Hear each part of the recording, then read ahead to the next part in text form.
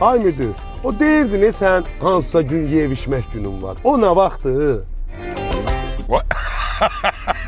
Aya mənim yeyib-içmək günüm elə indidir. Elə bu restoranda saxla. Ay müdür. Aya düz, hər şeyi düz. Ay müdür, inanırsan bu günü gözlüyordum hemen. Neçə vaxtı. Başka şeyler, gel. Aya deyilən qazan yeməkləri versinlər bizə. Aya gətir bu sazı mən yeyənəm. Qazan yeməyi də ver. Gel. Aya onu da koy bura. Ay sağ ol. Əla. Aya araq da getirin.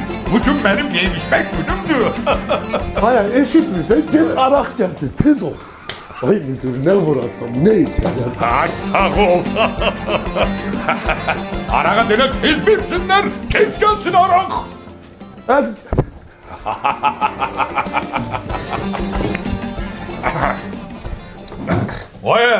Aya ne oturmuşsan? Dur ayağa. Aya bugün benim yeyib-içmək günümdür. Senin günün değil. Şotu ver get maşında gözle gelirəm. Bu, böyle müdür olur ha.